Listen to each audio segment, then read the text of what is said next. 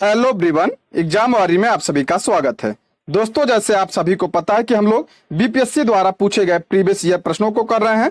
इसके पहले के दो वीडियो में हमने भारत के भूगोल के प्रश्नों को देखा था, तो आज की इस वीडियो में हम पॉलिटी के प्रश्नों को देखेंगे। दोस्तों, ये वीडियो काफी इंपॉर्टेंट है आपके लिए, तो वीडियो को लास्ट तक ध्यान से जरूर देखिएगा। तो चलिए शुरू करते हैं।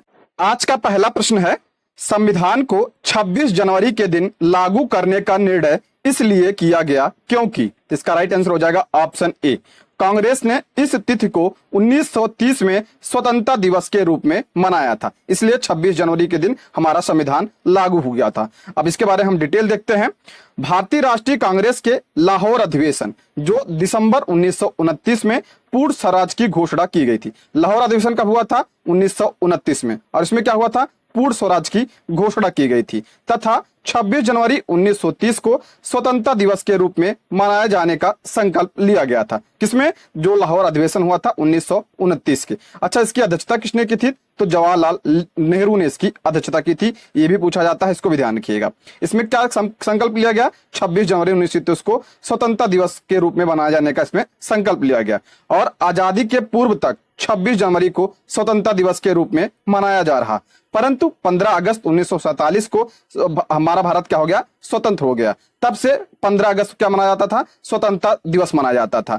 जबकि स्वतंत्रता प्राप्ति के पश्चात 26 जनवरी की तिथि को अविस्मरणीय यानी याद रखने के लिए अविस्मरणीय बनाने हेतु भारतीय संविधान को पूर्णतः 26 जनवरी 1950 को लागू किया गया। तब से 26 जनवरी को गणतंत्र दिवस के रूप में मनाया जाने लगा। देखिए, हमारा संविधान बनकर कब तैयार हुआ था? तो 26 नवंबर 1949 को हमारा संविधान बनकर तैयार हुआ था, और इसे लागू कब किया गया? तो 26 जनवरी 1950 को लागू किया गया। क्यों किया गया? क्योंकि जो है इसके पहले 26 जनवरी को स्वतंत्रता दिवस के रूप में मनाया जा रहा था, इसको याद रखने के लिए। ठीक है, आगे बढ़ते हैं। भारतीय संविधान में शामिल है, भारतीय संविधान में शामिल है, तो इसका करेक्ट आंसर हो जाएगा ऑप्शन ए। 395 अनुच्छेद, 22 भाग तथा 12 अनुसूचियां इसमें शामिल हैं। ऑप्शन ए इसका करेक्ट आंसर हो जाएगा। बीपीएससी 2011 में प्रश्न बना है, इसके बारे में हम डिटेल देखते हैं। भारतीय संविधान में लगभग 450 से अधिक अनुच्छेद हैं, परंतु यह सभी मूल अनुच्छेदों के साथ उपखंड अर्थात का, ख, ग आदि के रूप में जुड़े हैं। मूल कितने हैं? वैसे 300 कितना है? 395, लेकिन वैसे कितने हैं? 450 हो जाते हैं। वो सब किसमें है? उपखंड में है। संविधान के मूल पाठ में 22 भाग, 395 अनुच्छेद और 8 अनुसूचियां थी। पहले कितनी थी? 22 भाग था, 395 अनुच्छेद थे और 8 अनुसूचियां थी। वर्तमान में कितनी है? तो 12 अनुसूचियां हैं। संशोधन के द्वारा कुछ नए अनुच्छेद जोड़े गए और कुछ अनुच्छेद निकाले भी गए। नई अनुसूचियां भी जोड़ी गई, उनकी संख्या 8 से कितनी हो गई? अब 12 हो गई। ठीक है, आप सभी को पता होगा। अगला प्रश्न है, भारतीय संविधान में है, भारतीय संविधान में है, वही फिर आ गया, तो इसमें दूसरा ऑप्शन दिया है, इसका हो जाएगा ऑप्शन सी। 400 से अधिक आर्टिकल हैं, आप सभी को पता है। 400 अगर मूल पूछे जाए तो मूल रूप से 395 है, इसमें वो ऑप्शन में नहीं है, इसलिए 400 से अधिक होगा, लगभग 450 करीब है, तो जो उपखंड में है। ऑप्शन सी इसका करेक्ट आंसर हो जाएगा। आगे बढ़ते हैं, मिलान करें। संघीय सूची, राज्य सूची और समवर्ती सूची दिया है। देखिए, ये थोड़ा पुराना प्रश्न है, 2016 का है। ठीक है, संघीय सूची की बात करते हैं। उस समय जो है उसके समय के अकॉर्डिंग ऑप्शन बी इसका करेक्ट आंसर हो जाएगा। ऑप्शन बी इसका राइट आंसर हो जाएगा। इसमें संघीय सूची में कितना विषय? तो संघीय सूची में आपका 97 विषय। राज्य सूची की बात करें, राज्य सूची में कितने विषय थी? 66 विषय। और समवर्ती सूची की बात करें तो 47 सूची। ये 2016 के अकॉर्डिंग। और वर्तमान में हम देखते हैं, तो वर्तमान में हम बात करते हैं, वर्तमान में कितने हैं? तो वर्तमान में इसमें 98 है। राज्य सूची की बात करें, राज्य सूची में 61 विषय हैं, और समवर्ती सूची में वर्तमान में 52 विषय हैं। इसको ध्यान रखिएगा। अच्छा, ये जो तीनों अनुसूचियां हैं, ये किस संविधान के किस अनुसूची में है? तो ये 7वीं अनुसूची में है। किसमें है? 7वीं अनुसूची में इसका उल्लेख किया गया है। ये भी ध्यान रखिएगा, इंपॉर्टेंट है। आप सभी को पता है, संघीय सूची इसमें जो आपका केंद्र सरकार कानून बनाती है, राज्य सूची पर राज्य सरकार, और समवर्ती सूची पे दोनों बनाते हैं। शिक्षा पूछा जाता है अक्सर, शिक्षा किसका विषय है? तो शिक्षा जो है ये समवर्ती सूची का विषय है। ये भी ध्यान रखिएगा, इंपॉर्टेंट है। ठीक है, आगे बढ़ते हैं। निम्न शब्दों पर विचार करें। समाजवादी, प्रजातांत्रिक, सार्वभौमिक और धर्मनिरपेक्ष। इसका करेक्ट आंसर हो जाएगा ऑप्शन ए। पहले आपका हो जाएगा कौन सा? उसके सी, उसके बाद यानी सार्वभौमिक, उसके बाद आपका समाजवादी, उसके बाद धर्मनिरपेक्ष और प्रजातांत्रिक। ये आपका प्रस्तावना में दिया है, इसके बारे में डिटेल देखते हैं। भारतीय संविधान की प्रस्तावना में भारत को सार्वभौम, समाजवादी, धर्मनिरपेक्ष, प्रजातांत्रिक गणतंत्र के रूप में घोषित किया गया है। कैसा? एक सार्वभौमिक, समाजवादी, धर्मनिरपेक्ष, प्रजातांत्रिक गणतंत्र के रूप में घोषित किया गया है। कहां पे? प्रस्तावना में। ठीक है, इसको ध्यान रखिएगा, इंपॉर्टेंट है। उल्लेखनीय है कि भारतीय संविधान में पंथ निरपेक्ष शब्द का उल्लेख है, ना कि धर्मनिरपेक्ष। ध्यान रखिएगा, धर्मनिरपेक्ष नहीं, हमारा बात कैसा है तो पंथ निरपेक्ष है, ये भी ध्यान रखिएगा। आगे बढ़ते हैं। भारतीय संविधान की प्रस्तावना में समाजवादी शब्द किस संविधान संशोधन के तहत जोड़ा गया? ये इंपॉर्टेंट प्रश्न है। समाजवादी शब्द जो है किस संविधान संशोधन के द्वारा जोड़ा गया था? तो इसका करेक्ट आंसर हो जाएगा ऑप्शन ए, इसका राइट आंसर हो जाएगा। 42वें संविधान संशोधन के द्वारा इसे जोड़ा गया था। और ये हुआ कब था? तो 1976 को हुआ था ये। और इसके द्वारा प्रस्तावना में समाजवादी, पंथ निरपेक्ष, ध्यान रखिएगा, पंथ निरपेक्ष और अखंडता, 3 शब्द जोड़े गए थे। ये अक्सर एग्जाम में पूछा जाता है, तो उसको ध्यान रखिएगा। ठीक है, अगला प्रश्न है, एक नया राज्य बनाने में संवैधानिक संशोधन के लिए कैसा बहुमत चाहिए? तो पूछा संवैधानिक संशोधन के लिए कैसा नया राज्य बनाने के लिए, इसका करेक्ट आंसर हो जाएगा ऑप्शन ए, साधारण बहुमत चाहिए होता है। ऑप्शन ए इसका करेक्ट आंसर हो जाए। इसके बारे में हम डिटेल देखते हैं। नए राज्यों के निर्माण के लिए संशोधन हेतु अनुच्छेद 368 के तहत विशेष प्रक्रिया यानी संविधान संशोधन प्रक्रिया किसमें है?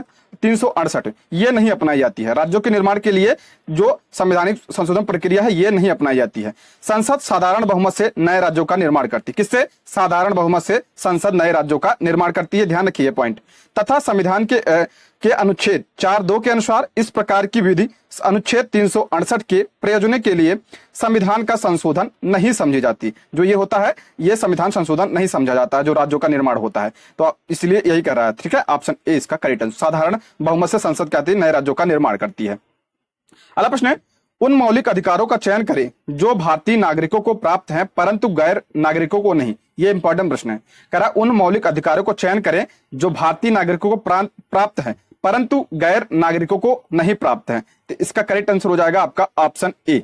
ऑप्शन ए इसका राइट आंसर हो जाए। 1 और 3 यानी भाषण एवं अभिव्यक्ति की स्वतंत्रता ये भारतीय नागरिकों को प्राप्त है परंतु विदेशियों को नहीं प्राप्त है। और तीसरा है आपका अल्पसंख्यकों के अधिकार, ये भी आपका भारतीयों को प्राप्त है और गैर नागरिकों को यह नहीं प्राप्त है। बाकी कानून के समझ समता जो है ये सभी को प्राप्त है। ठीक है, विदेशियों को और भारतीयों को दोनों। और जीवन और स्वतंत्रता का संरक्षण ये भी आपका सभी को प्राप्त है। ठीक है, इसमें देखते हैं भारतीय संविधान के भाग 3 में वर्णित मौलिक अधिकार अनुच्छेद 19 भाषण एवं अभिव्यक्ति की स्वतंत्रता तथा अनुच्छेद 29 अल्पसंख्यक वर्ग के हितों का संरक्षण मात्र भारतीय नागरिकों को प्राप्त है और यह गैर नागरिकों यानी विदेशियों को यह नहीं प्राप्त है। अच्छा, मूल अधिकार के साथ आर्टिकल में है तो 12 से लेकर 35 में है। और भाग पूछा जाए तो भाग 3 में किस देश से लिया गया है? तो अमेरिका के संविधान से लिया गया है। ठीक है, इसको ध्यान रखिएगा। वर्तमान में कितने हैं? 6 हैं। अगर पूछा मूल संविधान में कितने थे तो मूल संविधान में 7 थे। ठीक है, 7 थे। और जो आर्टिकल 31 है संपत्ति का अधिकार ये जो है हटा दिया गया था 44वें संविधान संशोधन 1978 के द्वारा।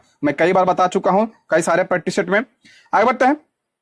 उच्चतम न्यायालय की व्यवस्था अनुसार निजी भवनों के ऊपर राष्ट्रीय झंडे को फहराना डैश के तहत हर नागरिक का मौलिक अधिकार है। ये तो कई सारे एग्जाम में प्रश्न बना है। तो ये कह रहा है कि उच्चतम न्यायालय की व्यवस्था के अनुसार निजी भवनों के ऊपर राष्ट्रीय झंडे को फहराना डैश के तहत नागरिकों का मौलिक अधिकार है। किसके तहत? ऑप्शन बी इसका करेक्ट आंसर हो जाएगा। संविधान का अनुच्छेद 19(1)(a) के तहत। ऑप्शन बी इसका करेक्ट आंसर है। इसमें क्या है? वाक एवं अभिव्यक्ति की स्वतंत्रता। ठीक है, इसको ध्यान रखिएगा, इंपॉर्टेंट है। अब इसके बारे में हम थोड़ा डिटेल देख लेते हैं।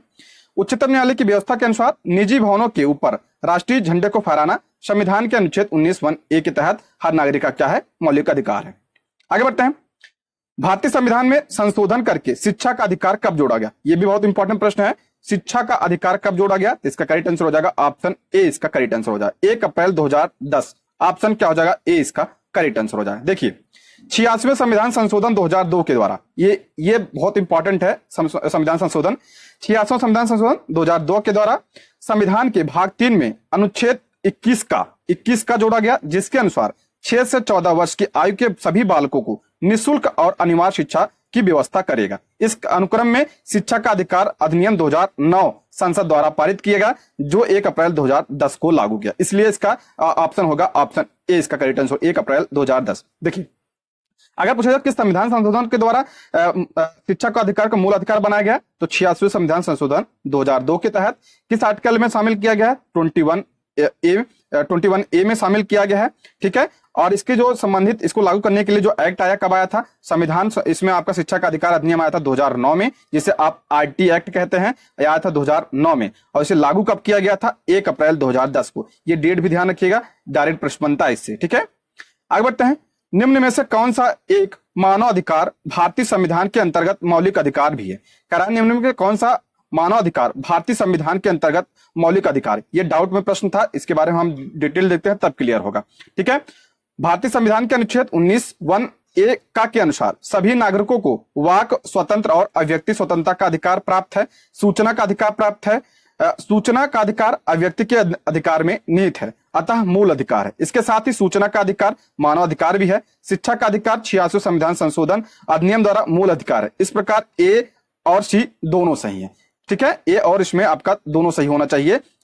कौन सा? यानी सूचना का अधिकार और शिक्षा का अधिकार, ये दोनों सही होगा। ठीक है, इसको ध्यान रखिएगा, इंपॉर्टेंट है। अगला प्रश्न है, भारतीय संविधान के भाग 4 में दिए गए निर्देशित सिद्धांतों में निम्न में से कौन सा सूचीबद्ध है?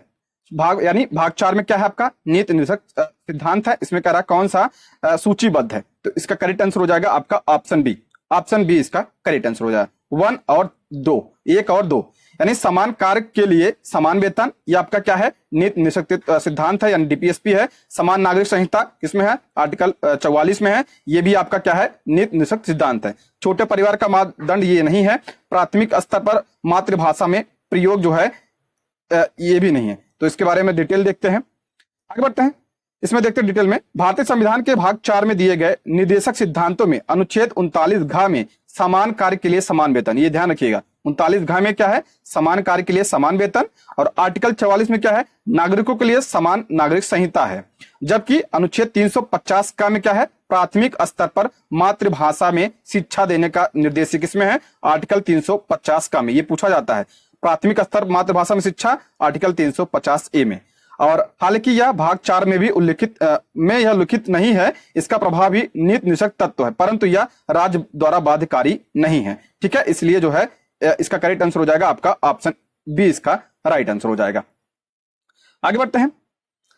भारत के संविधान में मौलिक कर्तव्य किस संविधान संशोधन द्वारा जोड़ा गया है? भारत के संविधान में मौलिक कर्तव्य किस संविधान संशोधन द्वारा जोड़ा गया है? तो इसका करेक्ट आंसर हो जाएगा ऑप्शन बी, 42वें संविधान संशोधन के द्वारा मौलिक कर्तव्य जोड़ा गया। ऑप्शन बी इसका करेक्ट आंसर हो जाएगा। भारत के नागरिकों के मूल कर्तव्यों का विवरण संविधान के भाग 4 का में है। किसमें है? भाग 4 का पूछा जाए, 4 का आर्टिकल पूछा जाए 51 का के तहत इसका प्रावधान किया गया है। किस संविधान संशोधन? 42वें संविधान संशोधन 1976 के द्वारा। और 21 देश से लिया गया है? तो रूस के संविधान से लिया गया है, रूस के संविधान से लिया गया है। और ये जब जोड़ा गया था तो कितना था?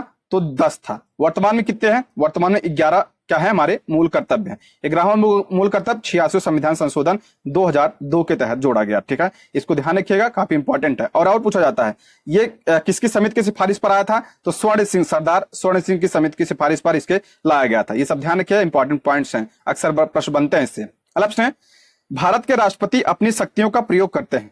भारत के राष्ट्रपति अपनी शक्तियों का प्रयोग करते हैं। ऑप्शन ए इसका करेक्ट आंसर हो जाएगा। सीधे अथवा अपने अधीनस्थ अधिकारियों के द्वारा भारत के राष्ट्रपति अपनी शक्तियों का प्रयोग करते हैं, आप सभी को पता है। ये आप देखते हैं इसके बारे में डिटेल।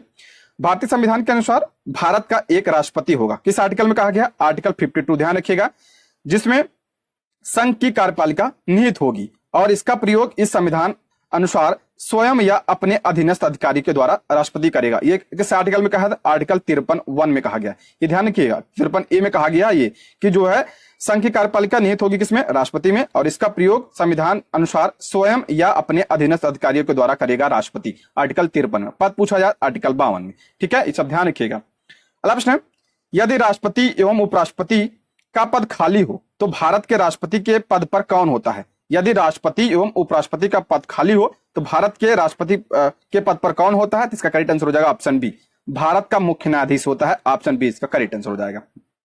अब डिटेल देखते हैं।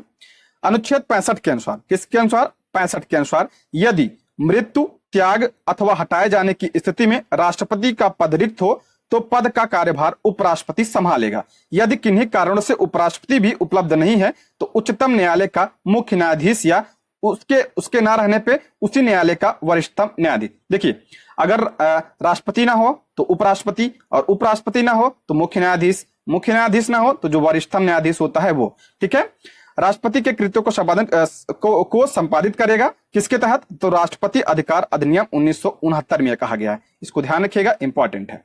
आगे बढ़ते हैं। श्रीमती प्रतिभा पाटिल का भारतीय गणतंत्र के राष्ट्रपति के रूप में क्रम क्या है? क्रम तो देखिए अक्सर पूछा जाता है क्रम वगैरह, तो ऑप्शन सी इसका करेक्ट आंसर हो जाए। ये 12वें नंबर की राष्ट्रपति थी श्रीमती प्रतिभा पाटिल। ठीक है, ऑप्शन क्या हो जाएगा? सी इसका करेक्ट आंसर हो जाए। 19 जुलाई 2007 को भारतीय गणतंत्र के 13वें राष्ट्रपति चुनाव संपन्न हुए। 25 जुलाई 2007 को प्रतिभा देवी सिंह पाटिल ने व्यक्ति अनुसार 12वें राष्ट्रपति के रूप में शपथ ग्रहण किया तथा अगर कार्य के अनुसार पूछा जाए, कार्यकाल अनुसार तो 14वें थी। देखिए अगर व्यक्तिगत पूछा जाए तो 12वीं, अगर कार्यकाल के अनुसार पूछा जाए तो 14वां स्थान था। ठीक है, 25 जुलाई 2017 से देश के 14वें राष्ट्रपति रामनाथ कोविंद, ये पुराना है। वर्तमान में कौन है? वर्तमान में राष्ट्रपति कौन है? तो 15वीं, तो आप सभी को पता श्रीमती द्रौपदी मुर्मू जी हैं। और ये श्रीमती जो प्रतिभा देवी पाटिल है, ये आपकी पहली महिला थी, ये भी ध्यान रखिएगा। वर्तमान में द्रौपदी मुर्मू जी दूसरी महिला है। अगला प्रश्न है, एक विधेयक जो संसद में प्रस्तुत किया जाता है कौन सी प्रक्रिया के बाद अधिनियम बन जाता है? एक विधेयक जो संसद में प्रस्तुत किया जाता है कौन सी प्रक्रिया के बाद अधिनियम बन जाता है? तो इसका करेक्ट आंसर हो जाएगा ऑप्शन बी। ऑप्शन बी इसका राइट आंसर हो जाएगा। जब राष्ट्रपति अपनी सहमति दे देता है उस पर, तो क्या होता है? वो अधिनियम बन जाता है। ठीक है, वो विधेयक क्या होता है? अधिनियम बन जाता है, सभी को पता है। संविधान के अनुच्छेद 111 में विधेयकों पर राष्ट्रपति के अनुमति से संबंधित उपबंध है। किस आर्टिकल में? आर्टिकल 111 में। एक विधेयक जो संसद में प्रस्तुत किया जाता है वह अधिनियम तभी बन पाता है जब संसद के दोनों सदनों द्वारा पारित होने के बाद राष्ट्रपति उस पर हस्ताक्षर कर अपनी सहमति दे देता है। सभी को पता है, कॉमन प्रश्न है। अगला प्रश्न है, मोहम्मद हामिद अंसारी का भारत के उपराष्ट्रपति के रूप में क्रमांक क्या है? मोहम्मद हामिद अंसारी, ये 2008 का प्रश्न है, तो इसका करेक्ट आंसर हो जाएगा ऑप्शन सी, इसका राइट आंसर हो जाएगा। देखिए, श्री मोहम्मद हामिद अंसारी का भारत के उपराष्ट्रपति के रूप में व्यक्ति अनुसार कौन सा क्रम है? 12वां। जबकि उपराष्ट्रपति के रूप में क्रमांक कौन सा है? 13वां। और 11 अगस्त 2017 के एम वेंकैया नायडू देश के 13वें राष्ट्रपति। वर्तमान में कौन है? तो जगदीप धनखड़ हैं, 14वें हैं। ये सब ध्यान रखिएगा, व्यक्ति और कार्यकाल दोनों क्रम। ठीक है, आगे बढ़ते हैं। राष्ट्रपति सुरक्षा समिति का प्रधान कौन होता है? ये कई सारे एग्जाम प्रश्न बना है, प्रीवियस ईयर में बना है ये। तो इसका करेक्ट आंसर हो जाएगा ऑप्शन बी, प्रधानमंत्री। राष्ट्रीय सुरक्षा समिति का प्रधान कौन होता है? तो प्रधानमंत्री होता है। अगला प्रश्न है, भारत सरकार का कौन सा अधिकारी सदस्य न होते हुए भी भारतीय संसद की कार्यवाही में भाग लेने का अधिकार रखा? ये इंपॉर्टेंट प्रश्न है, बहुत इंपॉर्टेंट प्रश्न है। भारत सरकार का कौन सा अधिकारी सदस्य न होते हुए भी भारतीय संसद की कार्यवाही में भाग लेने का अधिकार रखता है? तो इसका करेक्ट आंसर हो जाएगा option B, attorney general. Option B इसका करेक्ट आंसर है। अटॉर्नी जनरल मतलब महान न्यायवादी। ये क्या होता है? किसी भी सदन का सदस्य नहीं होता है, लेकिन ये उसकी कार्रवाई में भाग ले सकता है। राष्ट्रपति द्वारा नियुक्त किए जाने वाले महान्यायवादी में वही योग्यताएं होनी चाहिए जो सर्वोच्च न्यायालय के न्यायाधीश के लिए आवश्यक है। किसके लिए? जो सर्वोच्च न्यायालय के न्यायाधीश के लिए, वही महान न्यायवादी के लिए, यानी अटॉर्नी जनरल के लिए। भारत का महान न्यायवादी संसद का सदस्य नहीं होता, परंतु वह किसी भी सदन में सदनों की संयुक्त बैठक और संसद की किसी समिति में बोल सकता है, भाग ले सकता है, किंतु मतदान नहीं सकता। ये इंपॉर्टेंट है, मतदान भाग ले सकता है लेकिन मतदान नहीं दे सकता। किस आर्टिकल के तहत? तो आर्टिकल 88 के तहत। ठीक है, महान न्यायवादी राष्ट्रपति के प्रसाद पर्यंत अपना पद धारण करता है। किसके? राष्ट्रपति के प्रसाद। और इसकी नियुक्ति भी कौन करता है? तो राष्ट्रपति करता है। किस आर्टिकल में है ये? आर्टिकल 76 में। ये ध्यान रखिएगा, इंपॉर्टेंट है। महान न्यायवादी आर्टिकल 76 ध्यान रखिएगा, अक्सर पूछा जाता है। वर्तमान में कौन है? तो आर वेंकट रमणी है। आगे बढ़ते हैं। एक गैर सदस्य के रूप में संसद के किसी एक सदन की कार्यवाही में भाग ले सकता है, वही प्रश्न है, तो इसका करेक्ट आंसर हो जाएगा ऑप्शन सी, महान्यायवादी। भाग ले सकता है लेकिन मतदान नहीं दे सकता। ठीक है, ध्यान रखिएगा। अगला बढ़ते हैं। एक एमपी की सीट को रिक्त घोषित किया जा सकता है यदि वह सदन से लगातार डैश की अवधि के लिए अनुपस्थित रहता है, तो ऑप्शन बी इसका करेक्ट आंसर हो जाएगा, 2 माह के लिए अनुपस्थित होता है। भारतीय संविधान के अनुच्छेद 101(4) के तहत संसद द्वारा अनुच्छेद 190(4) के तहत राज्य विधानमंडल के किसी सदस्य की सदस्यता तब समाप्त समझी जा सकती है जब 60 दिन की अवधि तक सदन की अनुज्ञा के बिना उसके सभी अधिवेशनों से अनुपस्थित रहता है। कितना? तो 60 दिन। परंतु इस अवधि में सदन के सत्रावसान या निरंतर 4 से अधिक दिनों के लिए स्थगित समय नहीं जोड़ा जाएगा। ठीक है, इसको ध्यान रखिएगा। किस आर्टिकल का है? आर्टिकल 104 में। अगर बात करें विधानमंडलों की तो आर्टिकल 190 में। ये दोनों ध्यान रखिएगा। अगला प्रश्न है, राज्यसभा में होते हैं, सभी को पता है, इंपॉर्टेंट प्रश्न है, राज्यसभा में क्या होते हैं? तो इसका करेक्ट आंसर हो जाएगा ऑप्शन सी, 250 सदस्य, जिसमें 12 सदस्य क्या होते हैं? भारत के राष्ट्रपति द्वारा मनोनीत किए जाते हैं। अच्छा, वर्तमान में कितने हैं? तो वर्तमान में आपका 245 है। संविधान के अनुच्छेद 80 में कहा गया कि राज्यों के और संघ राज्यों क्षेत्रों के 338 से अनधिक प्रतिनिधियों तथा राष्ट्रपति द्वारा निर्देशित किए जाने वाले 12 सदस्यों से मिलकर राज्यसभा बनेगी। किस आर्टिकल में? आर्टिकल 80। पूछा जाता है राज्यसभा किस आर्टिकल में है? तो आर्टिकल 80 में है। और कितने सदस्य अधिकतम? अधिकतम 250। वर्तमान में कितने हैं? 245 है। इसमें आपका 12 आपका राष्ट्रपति द्वारा मनोनीत किए जाते हैं।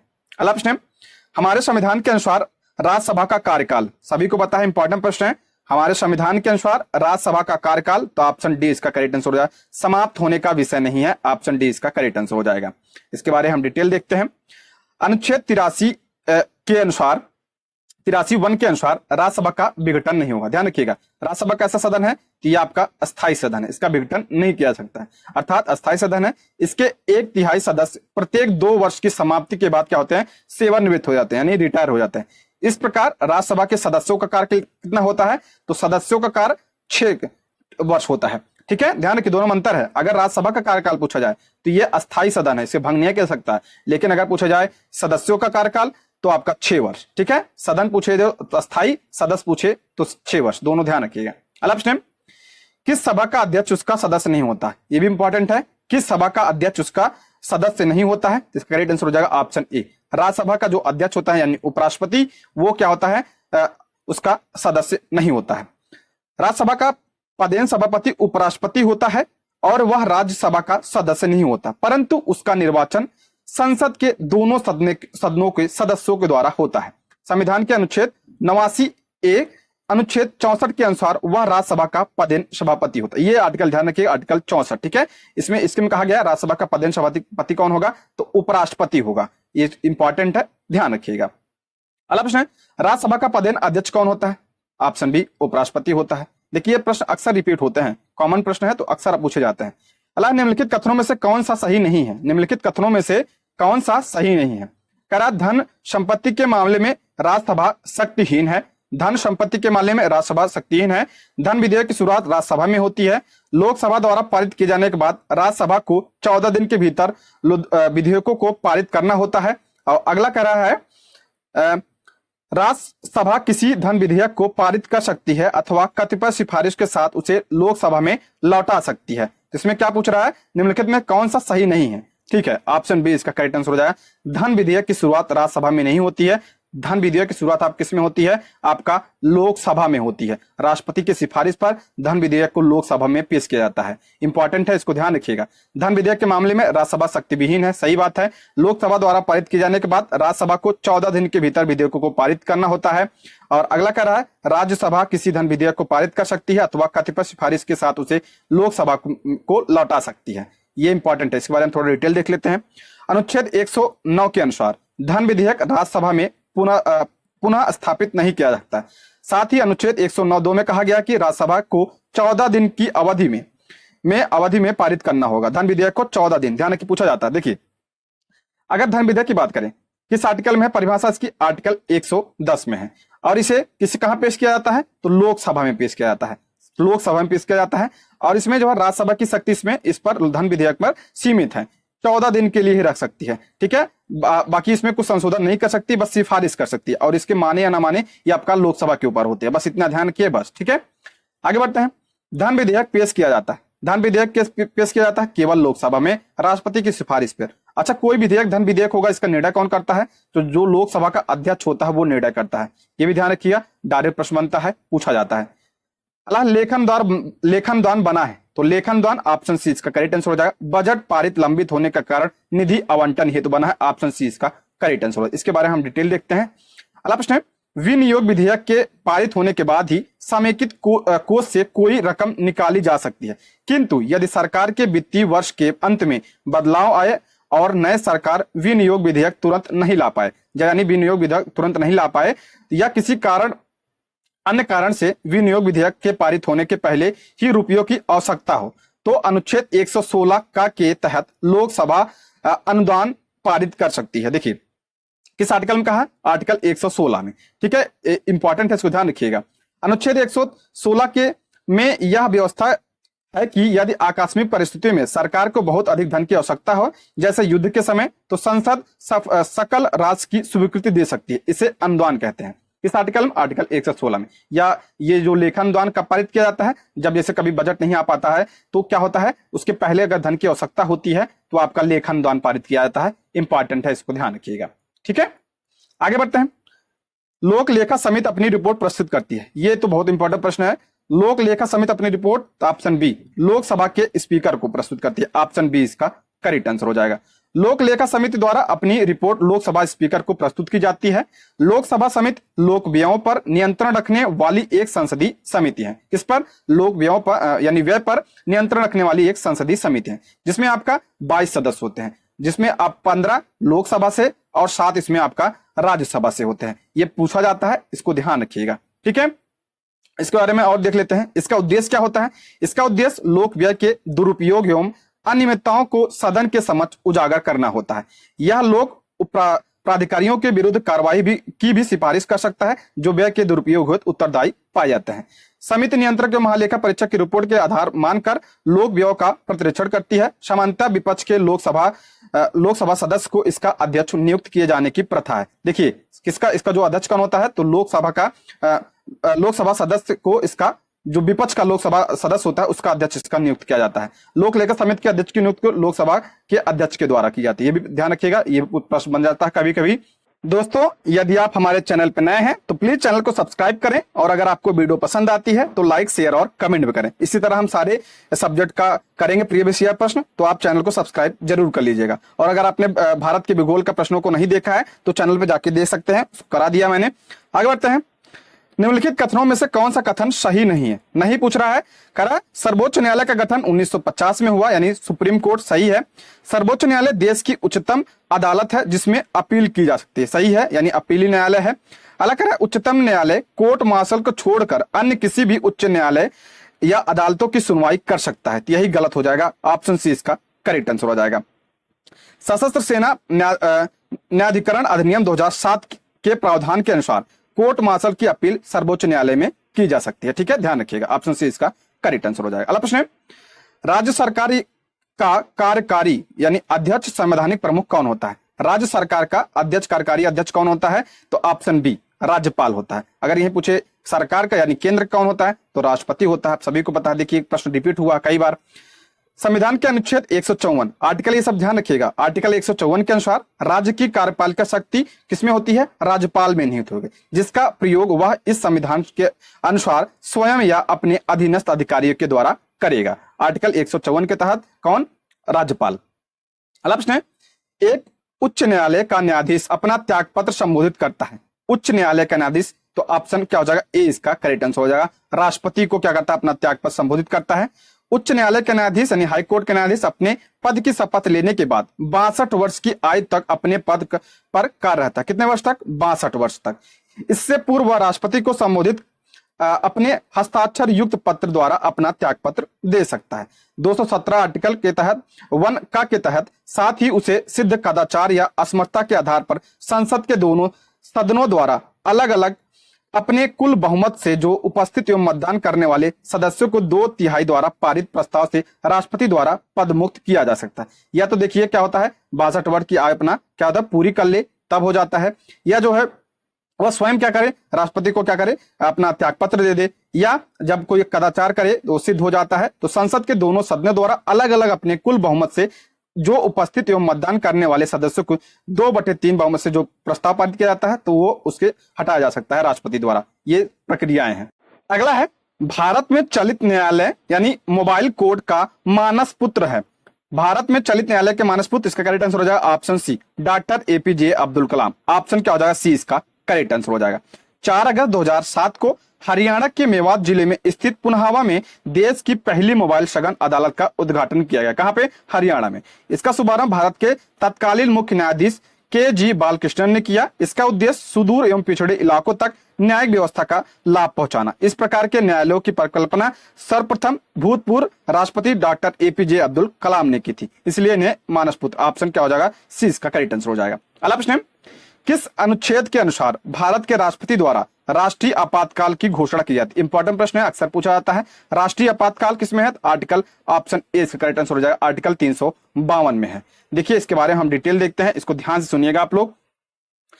आर्टिकल 352 में क्या है? यदि राष्ट्रपति को इस बात का समाधान हो जाए कि गंभीर आपात स्थिति विद्यमान है या होने के निकट है, जिससे युद्ध, बाह्य आक्रमण या सशस्त्र विद्रोह से भारत या उसके किसी भाग में संकट पैदा हो सकता है, तो इस अनुच्छेद के तहत राष्ट्रपति प्रयोग कर सकते हैं किसका? राष्ट्रीय आपातकाल का। देखिए आर्टिकल 352 के आंतरिक अशांति के स्थान पर 44वें संविधान संशोधन 1978 से सशस्त्र विद्रोह प्रस्थापित किया गया। पहले इसमें क्या था? जो सशस्त्र विद्रोह है यहाँ पे, तो इसमें आपका था आंतरिक विद्रोह, लेकिन 44वें संविधान संशोधन 1978 के द्वारा इस आंतरिक विद्रोह को हटाकर सशस्त्र विद्रोह शब्द शामिल किया गया। ये पूछा जाता है, इसको ध्यान रखिएगा, अक्सर पूछा जाता है ये। और अगला है 355, आर्टिकल 355, संघ का यह कर्तव्य है कि बाह्य आक्रमण और आंतरिक अशांति से प्रत्येक राज्य की रक्षा करे। किसमें है? आर्टिकल आपका 355 में। आर्टिकल 356 में क्या है? यदि राष्ट्रपति को किसी राज्य के राज्यपाल से प्रतिवेदन मिलने पर या अन्यथा यह समाधान हो जाता है कि ऐसी स्थिति उत्पन्न हो गई है जिससे उस राज्य का शासन संविधान के उपबंधों के अनुसार नहीं चलाया जा सकता है, तो राष्ट्रपति इस अनुच्छेद का प्रयोग कर वहां पे राष्ट्रपति शासन लगाता है। आर्टिकल 356 किसमें? तो आपका राष्ट्रपति शासन है, ठीक है। और आर्टिकल 360 की बात करें, इसमें क्या है? आपका वित्तीय आपातकाल है। तीनों आर्टिकल ध्यान रखिएगा। आर्टिकल 352 में क्या है? राष्ट्रीय आपातकाल। 356 में क्या है? राष्ट्रपति शासन। 360 में क्या है? आपका वित्तीय आपातकाल। अभी तक वित्तीय आपातकाल की घोषणा नहीं हुई है एक बार भी, ठीक है, इसको ध्यान रखिएगा। और ये जो आपात उपबंध है कहां से लिए गए हैं? तो आपका जो भारत शासन अधिनियम 1935 है, ये सब वहीं से लिए गए हैं, इसको ध्यान रखिएगा। अगला प्रश्न, केंद्र और राज्य की व्यवस्थापकों के लिए मतदान की न्यूनतम उम्र की सीमा 21 वर्ष से घटाकर 18 वर्ष। ये बहुत फेमस प्रश्न है, इसका करेक्ट आंसर हो जाएगा ऑप्शन सी। जो मैं टिक लगा रहा हूं उसको आप जरूर ध्यान रखिएगा। मतदाता किया हो 21 वर्ष से घटाकर मतदान किया 18 वर्ष कब की गई? 61वें संविधान संशोधन 1989 के द्वारा। ऑप्शन क्या हो जाएगा? सी इसका करेक्ट आंसर है। ये अक्सर पूछा जाता है, इसको ध्यान रखिएगा।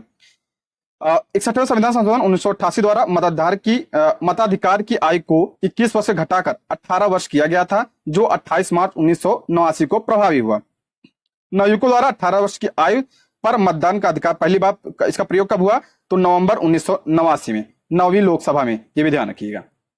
अगला प्रश्न है, आम चुनाव में मतदान की आयु 21 वर्ष से घटाकर 18 वर्ष। आ गया प्रश्न ऑप्शन सी। ये कई बार बता रहा हूं ना, कई बार प्रश्न बना है, ऑप्शन सी इसका करेक्ट, कई सारे एग्जाम में। अगला बढ़ते हैं, भारतीय संविधान की 8वीं अनुसूची में मान्य सरकारी भाषाओं की संख्या कितनी है? 8वीं अनुसूची में मान्य सरकारी भाषाओं की संख्या कितनी है? आप सभी को पता है कितनी भाषाएं हैं, तो ऑप्शन क्या हो जाएगा? सी इसका करेक्ट आंसर। ये आपका पुराना है 2008। देखिए 92वें संविधान संशोधन 2003 से पूर्व संविधान की 8वीं अनुसूची में कितनी भाषाएं शामिल थी? 8 भाषाएं शामिल है। और वर्तमान में कितनी भाषाएं हैं? अब वर्तमान में आपका 22 भाषाएं हैं। आप इसके साथ ऑप्शन सी वैसे पूछा जाए तो 22 भाषाएं, इसको ध्यान रखिएगा क्योंकि पुराना प्रश्न है, ठीक है।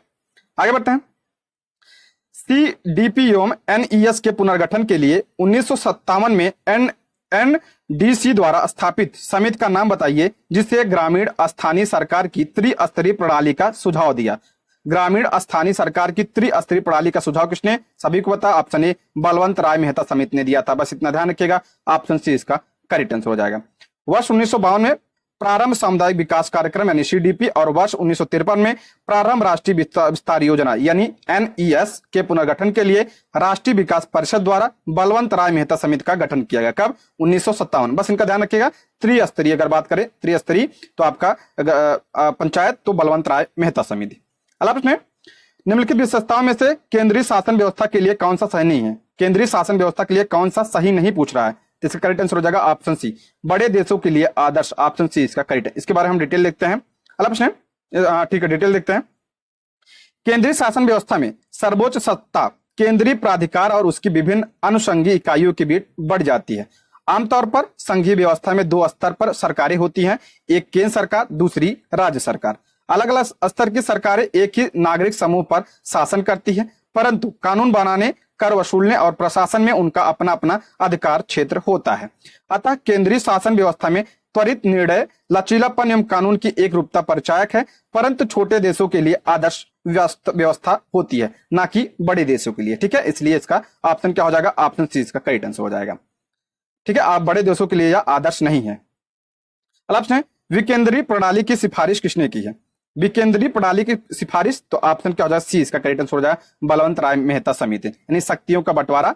तो अब सर्वप्रथम बलवंत राय मेहता ने नवंबर 1957 में पंचायती राज पर अपनी सिफारिश प्रस्तुत की, जिसमें उन्होंने प्रजातांत्रिक विकेंद्रीकरण की सिफारिश की। इसके अनुसार 3 स्तरों, यानी अब किसका, जिला स्तर, ब्लॉक स्तर और ग्राम स्तर। अगला प्रश्न है, अशोक मेहता समिति ने किसकी सिफारिश की थी, अशोक मेहता समिति, ये भी इंपॉर्टेंट है, ऑप्शन बी। इन्होंने पंचायती राज की द्विस्तरीय सरकार की बात कही थी, ठीक है, ऑप्शन बी इसका करेक्ट आंसर हो जाएगा। और ये इनका गठन कब किया गया था अशोक मेहता समिति का, तो ये आपका गठन 1977 में, और इसने अपनी रिपोर्ट 1978 में की थी, और इसने द्विस्तरीय पंचायत की बात की थी, जिसमें आपका जिला स्तर पर जिला परिषद और उसके बाद आपका मंडल पंचायत की बात की थी इन्होंने, ठीक है। अगला प्रश्न है, ब्लॉक स्तर पर पंचायत समिति है, ब्लॉक स्तर पर पंचायत समिति है, तो ऑप्शन बी इसका करेक्ट आंसर हो जाएगा प्रशासनिक प्राधिकरण, ऑप्शन बी इसका राइट आंसर हो जाएगा। अब इसके बारे में डिटेल देखते हैं। ब्लॉक स्तर पर पंचायत समिति एक क्या है, प्रशासनिक प्राधिकरण या प्रशासनिक प्राधिकारी है, जो ग्राम पंचायत और जिला पंचायत के बीच समन्वय एवं पर्यवेक्षक के रूप में कार्य करती है। यह ग्राम पंचायत और जिला पंचायत के मध्य संपर्क स्थापित करती है। कौन, पंचायत समिति। क्षेत्र पंचायत में निर्वाचित सदस्यों द्वारा अपने में से एक प्रमुख, एक ज्येष्ठ उप प्रमुख तथा एक कनिष्ठ उप प्रमुख चुने जाएंगे। क्षेत्र पंचायत को सौंपे गए कार्य समितियों के माध्यम से संचालित किए जाएंगे तथा इसके लिए निम्न समितियां गठित की जाएंगी, जैसे शिक्षा समिति, निर्माण कार्य समिति, नियोजन एवं विकास समिति, स्वास्थ्य एवं कल्याण समिति व प्रशासनिक समिति, ठीक है। अगला प्रश्न है, भारत में ब्लॉक स्तर पर बनी पंचायत समिति केवल, भारत में ब्लॉक स्तर पर बनी पंचायत समिति केवल, ऑप्शन डी इसका करेक्ट आंसर हो जाएगा प्रशासनिक अधिकारी, ऑप्शन डी इसका करेक्ट आंसर। अभी हमने ऊपर ही पढ़ा, ठीक है। अगला प्रश्न है, 14 अगस्त 2007 को संसद द्वारा संविधान में संशोधन के उपरांत अब अनुसूचित जात की सूची में जातियों की संख्या कितनी है, तो इसका करेक्ट आंसर हो जाएगा, इसके अनुसार ऑप्शन बी इसका करेक्ट आंसर हो जाएगा 1206, ठीक है, 1206 इसके अनुसार हो जाएगा। अगला प्रश्न है, निम्न में कौन संयुक्त राष्ट्र की सुरक्षा परिषद का स्थायी सदस्य नहीं है, संयुक्त राष्ट्र परिषद का स्थायी सदस्य नहीं है, तो आपका ऑप्शन ए जर्मनी नहीं है, ऑप्शन क्या हो जाएगा, ए इसका करेक्ट आंसर हो जाएगा। देखिए, संयुक्त राष्ट्र परिषद में 15 सदस्य होते हैं, जिसमें 5 क्या है अस्थायी सदस्य, संयुक्त राज्य अमेरिका, ब्रिटेन, रूस, फ्रांस एवं चीन, नाम ध्यान रखिएगा, अमेरिका, ब्रिटेन, रूस, फ्रांस एवं चीन, तथा 10 क्या इसमें अस्थायी सदस्य हैं, 2 वर्ष के लिए कार्यकाल के लिए चुने जाते हैं, इसको ध्यान रखिएगा। अगला प्रश्न है, एमनेस्टी इंटरनेशनल का संगठन है जो जुड़ा हुआ है, एमनेस्टी इंटरनेशनल का संगठन, तो ऑप्शन बी मानव अधिकारों के संरक्षण के लिए जुड़ा है, ऑप्शन बी इसका राइट आंसर हो जाएगा। अगला प्रश्न है, चीन की समाचार एजेंसी का नाम क्या है, चीन की समाचार एजेंसी का नाम क्या है, तो ऑप्शन सी इसका करेक्ट आंसर हो जाएगा new China new agency, option क्या हो जाएगा, सी इसका राइट आंसर हो जाएगा। अगला प्रश्न है, किस देश की सरकारी रिपोर्ट को येलो बुक कहा जाता है, येलो बुक जो है किस देश की सरकारी रिपोर्ट को, तो ऑप्शन क्या हो जाएगा, ए इसका करेक्ट आंसर हो जाएगा। फ्रांस के सरकारी रिपोर्ट को क्या कहा जाता है, फ्रांस के सरकारी रिपोर्ट को ऑप्शन ए इसका राइट आंसर हो जाएगा येलो बुक कहा जाता है, ठीक है, ध्यान रखिएगा, ये कई सारे एग्जाम में प्रश्न बना है। अगला प्रश्न है, भारत में प्रथम विधि विश्वविद्यालय की स्थापना अगस्त 1947 में कहां हुई, भारत में प्रथम विधि विश्वविद्यालय की स्थापना कब, 1947 में, कहां पे हुई थी, ऑप्शन सी इसका करेक्ट आंसर है बेंगलुरु में, ऑप्शन क्या हो जाएगा, सी इसका करेक्ट आंसर हो जाएगा। अगला प्रश्न है, सीमा सुरक्षा बल की स्थापना कब की गई, सीमा सुरक्षा बल की स्थापना यानी बीएसएफ की स्थापना, तो ऑप्शन ए इसका करेक्ट आंसर हो जाएगा 1965 में की गई थी, और इसका मुख्यालय कहां पे है, तो इसका मुख्यालय आपका नई दिल्ली में है। अगला प्रश्न है, भारतीय संविधान को संविधान सभा द्वारा अंगीकृत किया गया, संविधान सभा द्वारा कब अंगीकृत किया गया था, तो ऑप्शन ए 26 नवंबर 1949 को हमारा संविधान बनकर तैयार हुआ था, और वहीं उसी समय अंगीकृत किया गया था, और पूरी तरह से लागू कब किया गया था, 26 जनवरी 1950 को, हम सबने पढ़ा, पहले प्रश्न में ही देखा था, ठीक है। अगला प्रश्न है, भारतीय संविधान दिवस मनाया जाता है, भारतीय संविधान दिवस 26 नवंबर को, ऑप्शन सी इसका करेक्ट आंसर हो जाएगा, क्योंकि इसी दिन हमारा संविधान बनकर तैयार हुआ था, ठीक है। आगे बढ़ते हैं, भारतीय संविधान को अपनाया गया था, भारतीय संविधान को किसके द्वारा, अभी पीछे ही पढ़ा प्रश्न में, तो संविधान सभा के द्वारा, ऑप्शन ए इसका करेक्ट आंसर हो जाएगा, ठीक है, कब, 26 नवंबर 1949 को। अगला प्रश्न है, भारतीय संविधान की प्रस्तावना के सिलसिले में निम्नलिखित में से कौन सा क्रम सही है, कौन सा क्रम सही है, तो इसका करेक्ट आंसर हो जाएगा ऑप्शन डी, ये पीछे प्रश्न आ चुका है, तो सार्वभौमिक, सत्तापन संपन्न, समाजवादी, धर्मनिरपेक्ष और जनवादी गणतंत्र, ये पीछे प्रश्न आ चुका है, तो इसमें कुछ ज्यादा बताने की जरूरत नहीं है, बाकी बस ध्यान रखिएगा, ये जो आपका 3 शब्द हैं, समाजवादी, पंथ निरपेक्ष और अखंडता 42 संविधान संशोधन के द्वारा इसे जोड़ा गया था। बस इतना ध्यान रखिएगा। आगे बढ़ते हैं। भारतीय संविधान की प्रस्तावना में भारत को किस रूप में घोषित किया गया है? यह अक्सर पूछा जाता है, तो ऑप्शन सी इसका करेक्ट आंसर हो जाएगा। सार्वभौमिक, समाजवादी, धर्मनिरपेक्ष और प्रजातांत्रिक गणराज्य। ये कहां किया गया? प्रस्तावना में। ये तो रिपीट हो चुका है कई बार। भारत में लौकिक सार्वभौमिकता क्योंकि संविधान की प्रस्तावना आरंभ करती, भारत में लौकिक सार्वभौमिकता है क्योंकि संविधान की प्रस्तावना आरंभ करती है। तो ऑप्शन डी, हम भारत के लोग। कहां शुरू होता है? हम भारत के लोग से शुरू होता है। ऑप्शन डी इसका करेक्ट आंसर हो जाएगा। ठीक है। भारत में प्रजातंत्र इस तथ्य पर आधारित है कि, भारत में प्रजातंत्र इस तथ्य पर आधारित है कि, इसका करेक्ट आंसर हो जाएगा ऑप्शन सी, जनता को सरकारों को चुनने तथा बदलने का अधिकार है। इस प्रकार अपना क्या है? हमारे यहाँ प्रजातंत्र है। ऑप्शन क्या हो जाएगा? सी इसका करेक्ट आंसर हो जाएगा। प्रजातंत्र का आशा है जनता के लिए जनता की सरकार, अर्थात लोगों को सरकार चुनने बदलने का अधिकार होता है। भारत में भी प्रजातंत्र का यही आशा है। ठीक है। अगला प्रश्न है, भारतीय संविधान की प्रकृति क्या है? भारतीय संविधान जो है कैसा है? एक सब पूछा जाता है, इसको ध्यान रखिएगा। ऑप्शन डी, प्रकृति में संघीय किंतु भावनात्मक में क्या है? एकात्मक है। और क्या यानी हमारा कहा जाता है अर्ध संघात्मक है। और ये कहां से लिया गया है? तो आपका कनाडा के संविधान से लिया गया है। ठीक है, इसको ध्यान रखिएगा। संविधान वेत्ताओं ने संविधान को मुख्यतः दो वर्गों में विभाजित किया। पहला संघात्मक तथा एकात्मक। एकात्मक संविधान क्या होता है? एकात्मक संविधान वह संविधान है जिसके अंतर्गत सारी शक्तियां एक ही सरकार में क्या होती हैं? निहित होती हैं, जो प्रायः केंद्रीय सरकार होती है। इसमें प्रांतों को केंद्रीय सरकार के अधीन रहना पड़ता है। इसके विपरीत संघात्मक संविधान वह संविधान है जिसमें शक्तियों का केंद्र एवं राज्यों में विभाजन होता है, जैसे भारत में है, तथा दोनों सरकारें अपने क्षेत्रों में स्वतंत्र रूप से कार्य करती हैं। भारतीय संविधान की प्रकृति के बारे में विविधताओं में मतभेद रहा।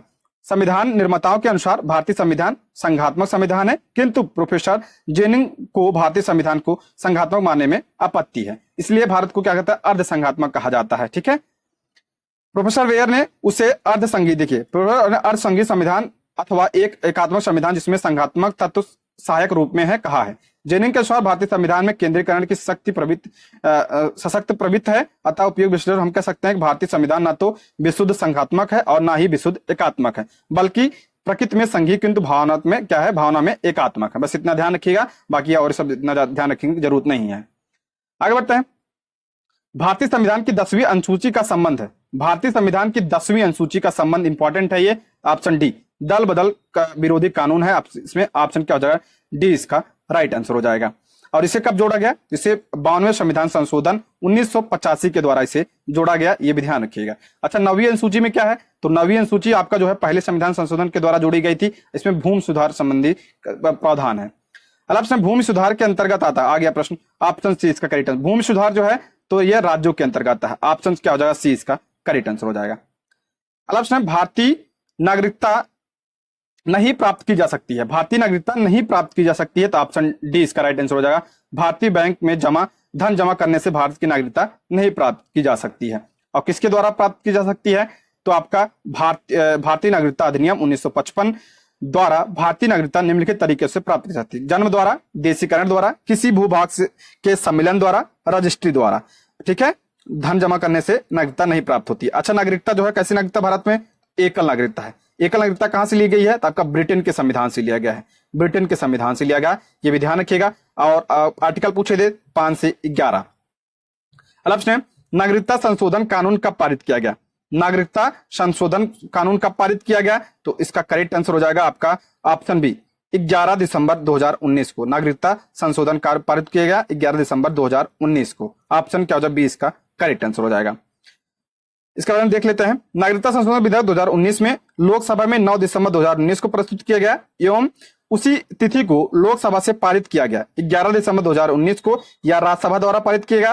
राज्यसभा ने इस विधेयक को 12 दिसंबर 2019 को मंजूरी प्रदान की और यह विधेयक अधिनियम बन गया 10 जनवरी 2020 से नागरिकता संशोधन अधिनियम 2019 क्या हो गया? लागू हो गया। ये डेट ध्यान रखिएगा आप। ठीक है।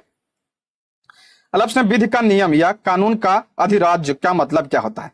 विधि का नियम या कानून का जो अधिराज्य है इसका मतलब क्या होता है? इसका करेक्ट आंसर हो जाएगा ऑप्शन ए, सभी के लिए एक कानून और सभी के लिए एक क्या है? न्याय तंत्र। यह क्या होता है? विधि का नियम या कानून का अधिराज्य कहलाता है। ऑप्शन क्या हो जाएगा?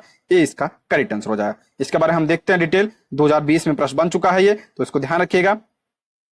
विधि का नियम या कानून का अधिराज्य का तात्पर्य है सभी के लिए एक कानून और सभी के लिए एक न्यायतंत्र। विधि नियम का सामान्य अर्थ है कि देश के कानून के समक्ष सभी नागरिक समान हैं तथा कोई भी व्यक्ति कानून से ऊपर नहीं है। साथ ही कानून किसी व्यक्ति के साथ धर्म, जाति या लिंग के आधार पर भेदभाव नहीं कर सकता है। भारतीय संविधान के में मौलिक अधिकारों के तहत आर्टिकल किसमें है? 14 में विधि के समक्ष समता एवं विधियों के समान संरक्षण का अधिकार प्रदान किया गया। ये आर्टिकल ध्यान रखिए, आप वैसे आप सभी को पता होगा। अगला प्रश्न, निम्नलिखित में से किसको संविधान द्वारा मौलिक अधिकारों को लागू करने की शक्ति प्रदान की है? मौलिक अधिकार को लागू करने की शक्ति संविधान द्वारा किसके प्रदान किया गया है? तो ऑप्शन डी, सर्वोच्च न्यायालय एवं उच्च न्यायालय यानी सुप्रीम कोर्ट और हाई कोर्ट को। ऑप्शन क्या हो जाएगा? डी इसका हमारा सही जवाब हो जाएगा। देखिए दो आर्टिकल ध्यान रखिएगा, आर्टिकल 32 और आर्टिकल 226 के तहत क्या करता है? रिट जारी करता है अगर उल्लंघन होता है तो। उपयुक्त न्यायालय कौन कौन से रिट है आपका? परमादेश, बंदी प्रत्यक्षीकरण, अधिकार परीक्षा और उत्प्रेषण तथा प्रतिषेध। आर्टिकल ध्यान रखिएगा बस, ठीक है। भारतीय संविधान में किस अनुच्छेद के अंतर्गत नागरिकों को मौलिक अधिकार प्रदान किए गए? मौलिक अधिकार सभी को पता है, ऑप्शन बी 12 से 35। कहां से लिया गया है? अमेरिका के संविधान से लिया गया है। वर्तमान में कितने हैं? 6 हैं। भारत के संविधान का निम्नलिखित में से कौन सा अनुच्छेद प्रेस की स्वतंत्रता से संबंधित है? इंपॉर्टेंट है। ऑप्शन ए, ऑप्शन ए यानी आर्टिकल 19 में ही आपका वाक एवं अभिव्यक्ति जो स्वतंत्रता है उसमें आपका निहित है प्रेस की स्वतंत्रता, पूछा जाता है, ध्यान रखिएगा। निम्नलिखित में से कौन सा मूल अधिकार नहीं है? मूल अधिकार कौन सा नहीं है? जिसका करेक्ट आंसर हो जाएगा ऑप्शन बी, संपत्ति का अधिकार क्या हमारा मूल अधिकार नहीं है। इसे बताया मैंने 44वां संविधान संशोधन 1978 के द्वारा इसे हटा दिया गया। अब किसमें शामिल किया गया? तो आर्टिकल 300 ए में से शामिल किया गया। अब क्या है? ये कानूनी अधिकार है। अगला है, निम्नलिखित संवैधानिक उपचारों में से किसे पोस्टमार्टम भी कहा जाता है? तो इसका करेक्ट आंसर हो जाएगा ऑप्शन डी, इसका राइट आंसर हो। देखिए बीपीएससी ने इसका ऑप्शन डी माना था, वैसे इसका ऑप्शन सी और डी दोनों होना चाहिए, ठीक है। इसके बारे में हम डिटेल देखते हैं थोड़ा। डॉक्टर भीमराव अंबेडकर ने संवैधानिक उपचारों का अधिकार आर्टिकल 32 को संविधान की आत्मा, ध्यान रखिएगा, किसे? आर्टिकल 32 को किसने? डॉक्टर भीमराव अंबेडकर ने संविधान की आत्मा कहा है। संवैधानिक उपचारों में अधिकार परीक्षा को संवैधानिक उपचारों का पोस्टमार्टम भी कहा गया है। यह एक कार्रवाई है जिसके द्वारा न्यायालय लोक पद पर किसी व्यक्ति के दावों की वैधता की जांच करता है। इसके अतिरिक्त उत्प्रेषण को भी पोस्टमार्टम रिट कहा जाता है क्योंकि इसमें भी निर्णीत न्यायिक कार्रवाई की जांच की जाती है। पोस्टमार्टम भी एक कार्रवाई है जिसमें मृत व्यक्ति के मरने के दावे की वैधता की जांच की जाती है, सभी पता है।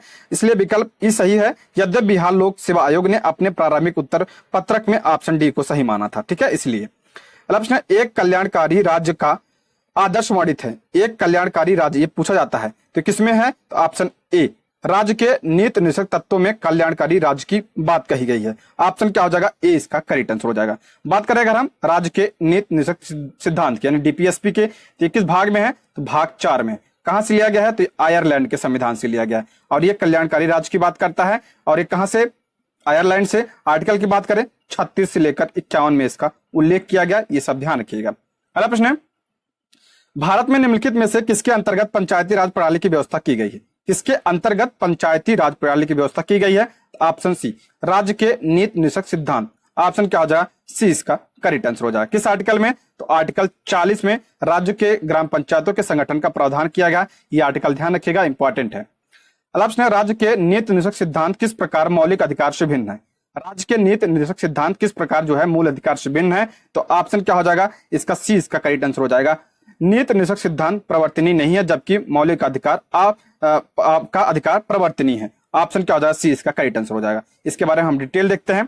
राज्य के नीति निषेध सिद्धांत मौलिक अधिकारों से भिन्न है क्योंकि नीति निषेध सिद्धांत प्रवर्तनीय नहीं है जबकि मौलिक अधिकार न्यायालय द्वारा प्रवर्तनीय है। निषेध सिद्धांत संविधान के भाग 4 में वर्णित है। इसका मतलब है जैसे नीति निषेध सिद्धांत के उल्लंघन पर आप क्या होते हैं? कोर्ट नहीं जा सकते, यानी न्यायालय नहीं जा सकते हैं। मौलिक अधिकार के आपका अगर आपका उल्लंघन होता है तो आप न्यायालय जा सकते हैं, ठीक है। लास्ट में मौलिक कर्तव्य को निर्धारित किया गया। मौलिक कर्तव्यों को निर्धारित किया गया, बताया 42वां संविधान संशोधन 1976 के द्वारा इसे जोड़ा गया। सरदार स्वर्ण सिंह समिति की सिफारिश पर। आर्टिकल पूछा जाता 51A में, भाग पूछा जाता 4 में, ध्यान रखिएगा। देखिए मैंने बताया ना 86वां संविधान संशोधन द्वारा 11वां जोड़ा गया। पहले कितनी थी? 10 थी और उसके बाद 11वां 86वां संविधान संशोधन 2002 के द्वारा जोड़ा गया था। प्रश्न है, 42वें संविधान संशोधन के 10 आचार्य आदेशों को किस नाम से जाना जाता है? तो इसका ऑप्शन बी, मौलिक कर्तव्य, वही प्रश्न बना है, घुमा पूछा है। ऑप्शन बी क्या हो जाएगा? बी इसका करेक्ट आंसर हो जाएगा। अगला प्रश्न है, निम्नलिखित में से भारत में मौलिक कर्तव्य कौन सा है? मौलिक कर्तव्य कौन सा है? इसका राइट आंसर हो जाएगा ऑप्शन बी। हमारी मिली जुली संस्कृति समृद्धि विरासत को संरक्षित करना क्या है हमारा ये मौलिक कर्तव्य है। ऑप्शन है राष्ट्रपति। राष्ट्रपति क्या पहला करा है, राज्यसभा का हिस्सा संसद का हिस्सा नहीं होता है, संसद का हिस्सा होता है, संसद का हिस्सा होता है और संसद में बैठता है। अलग करा है संसद में वोट दे सकता है। तो इसका करेक्ट आंसर हो जाएगा आपका ऑप्शन बी, इसका करेक्ट आंसर हो जाएगा। राष्ट्रपति जो है संसद का अभिन्न अंग होता है, ध्यान रखिएगा, हिस्सा होता है। ऑप्शन क्या हो जाएगा बी, इसका करेक्ट आंसर। राष्ट्रपति लोकसभा और राज्यसभा से ही मिलकर तो हमारा क्या होता है संसद का निर्माण होता है। ठीक है, भारत का राष्ट्रपति लोकसभा और राज्यसभा के साथ मिलकर क्या संसद का निर्माण करती है। इस प्रकार वह संसद का क्या होता है अभिन्न अंग होता है। सरकार की संसदीय व्यवस्था में कार्यपालिका अपनी नीतियों कार्यों की विधायिका के प्रति उत्तरदायी होती है। संसदीय सरकार, कैबिनेट सरकार या उत्तरदायी सरकार या राज्य सरकार वेस्टमिंस्टर मॉडल भी कहा जाता है। अगला प्रश्न, भारत में राष्ट्रपति का चुनाव किया जाता है। भारत में राष्ट्रपति का चुनाव किया जाता है तो इसका करेक्ट आंसर हो जाएगा, देख लेते हैं। देखिए ये गलत दिया है इसमें, इसलिए स्टार लगा है। अनुच्छेद 55(3) के अनुसार राष्ट्रपति का निर्वाचक आनुपातिक प्रतिनिधित्व पद्धति के अनुसार एकल संक्रमणी हस्तांतरण मत प्रणाली द्वारा होता है। यानी ऑप्शन बी और सी दोनों सही होगा इसमें, ऑप्शन बी और सी। ठीक है, आगे बढ़ते हैं। अगर भारत के राष्ट्रपति के चुनाव में कोई विवाद हो जाता है, उस विवाद को सौंपा जाता है। भारत के जो राष्ट्रपति चुनाव है उसमें विवाद हो जाता है तो किसे, ऑप्शन सी, ऑप्शन भारत के सर्वोच्च न्यायालय यानी सुप्रीम कोर्ट के पास जाता है। ऑप्शन क्या हो जाएगा सी, इसका करेक्ट आंसर हो जाएगा। आर्टिकल 71(1) के अनुसार, किसमें, आर्टिकल 71(1) के अनुसार भारत के सर्वोच्च न्यायालय को सौंपा जाएगा और सर्वोच्च न्यायालय द्वारा किया गया क्या होगा निश्चय जो होगा यानी निर्णय जो होगा वो अंतिम होगा। भारत के राष्ट्रपति को उसके पद से हटाया जा सकता है। भारत के राष्ट्रपति को उसके पद से किसके, तो ऑप्शन डी, संसद के द्वारा। इंपॉर्टेंट है, इसको ध्यान रखिएगा, इसके बारे में हम डिटेल देखेंगे।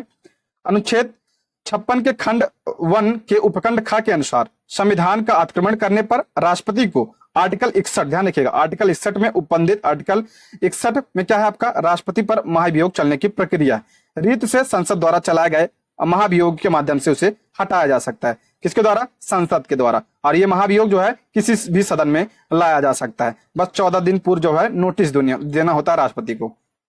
अगला प्रश्न है, भारत का कार्यपालिका अध्यक्ष कौन होता है। भारत का कार्यपालिका अध्यक्ष कौन होता है, तो राष्ट्रपति, आप सभी को पता है। अगर पूछे वास्तविक कौन होता है तो प्रधानमंत्री होता है। ये भी ध्यान रखिएगा, दोनों अलग अलग प्रश्न है। अगला प्रश्न है, केंद्र सरकार में उच्चतम नागरिक सेवा अधिकारी कौन होता है। केंद्र सरकार में उच्चतम नागरिक सेवा अधिकारी, तो ऑप्शन बी, मंत्रिमंडल जो सचिव होता है ये आपका उच्चतम नागरिक सेवा क्या होता है, अधिकारी होता है। ऑप्शन क्या हो जाएगा बी, इसका राइट आंसर हो जाएगा। अगला प्रश्न है, भारतीय संविधान में केंद्रीय सरकार की अधिशासी शक्तियों को किसमें निहित किया गया है। भारतीय संविधान में केंद्रीय सरकार की अधिशासी शक्तियों को किसमें निहित किया गया है, तो ऑप्शन ए, भारत के राष्ट्रपति में। ऑप्शन ए इसका करेक्ट आंसर हो जाएगा, आप सभी को पता है, आर्टिकल 53 के अनुसार। ठीक है, अगला प्रश्न है, राष्ट्रपति राष्ट्रीय आपातकाल की घोषणा कर सकता है। प्रश्न पढ़ चुके हैं, तो ऑप्शन क्या हो जाएगा डी, इसका करेक्ट आंसर हो जाएगा।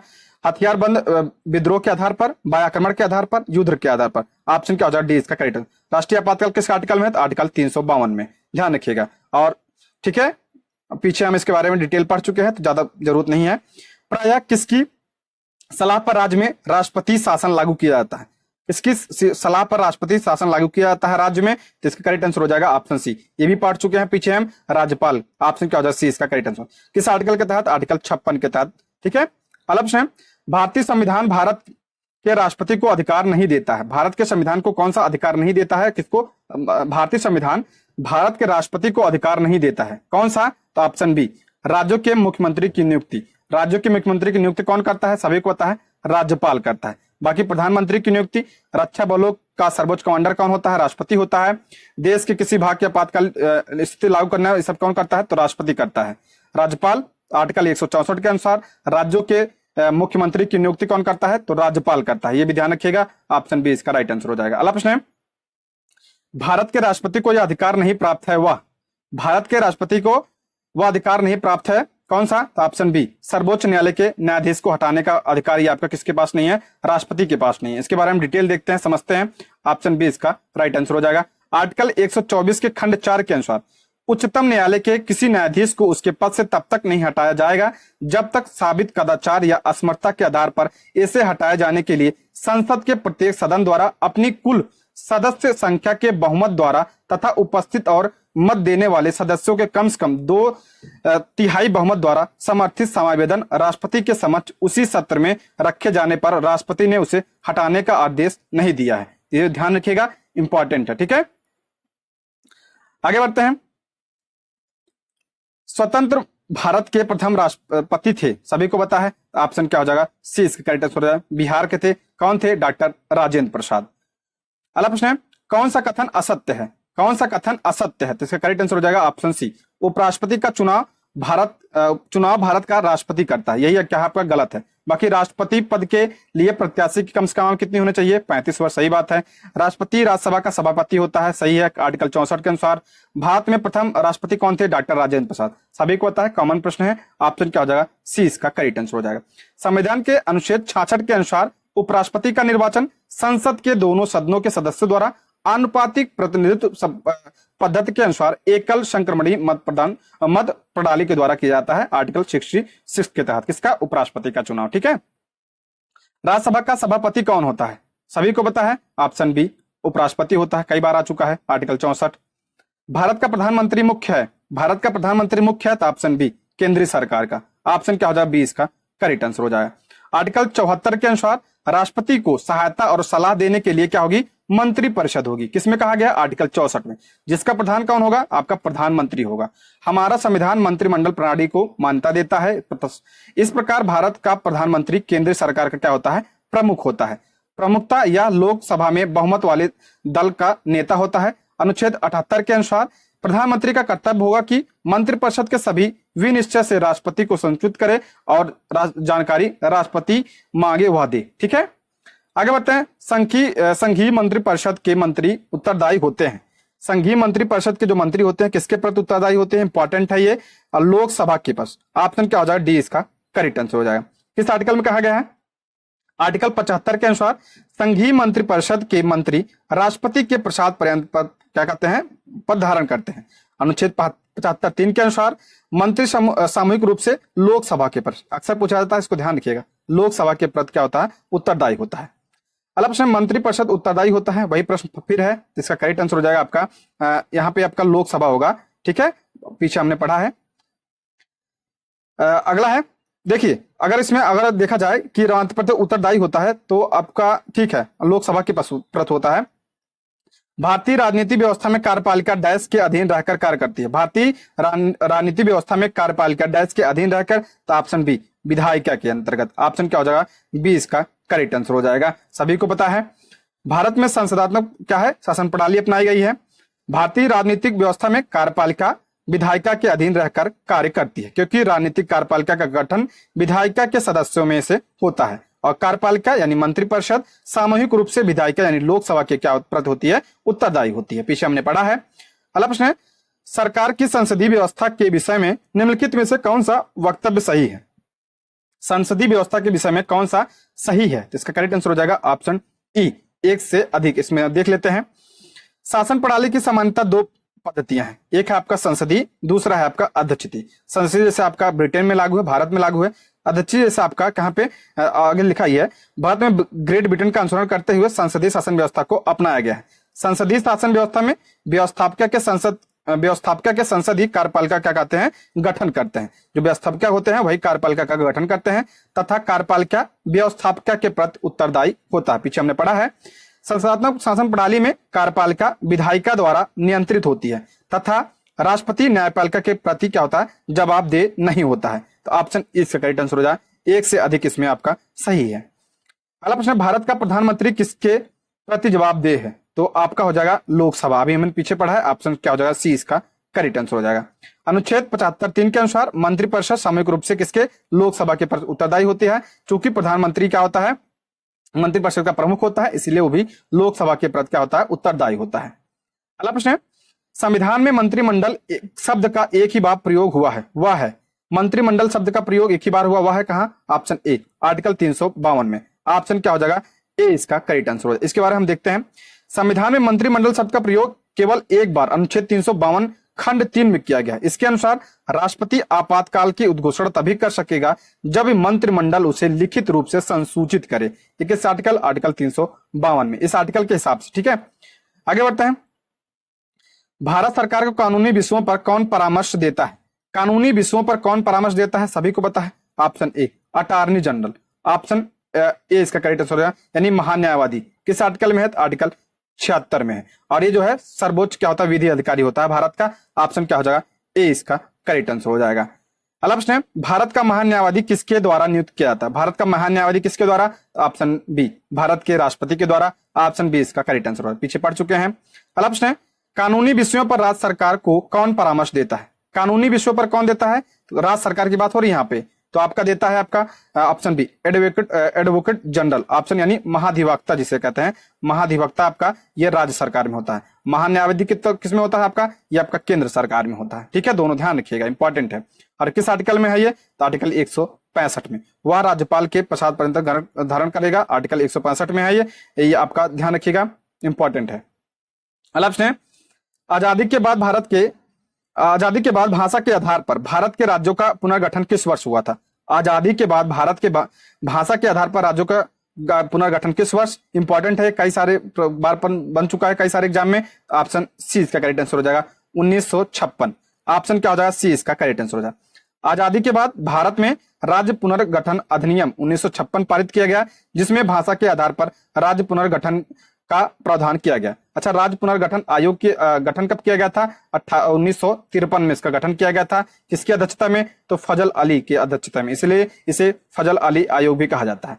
दोस्तों, इसमें टोटल 200 प्रश्न हैं, तो आज की वीडियो में हम 100 प्रश्नों को ही डिस्कस करेंगे। इसके आगे के प्रश्नों को हम अगली वीडियो में देखेंगे। ठीक है, थैंक यू फॉर वॉचिंग।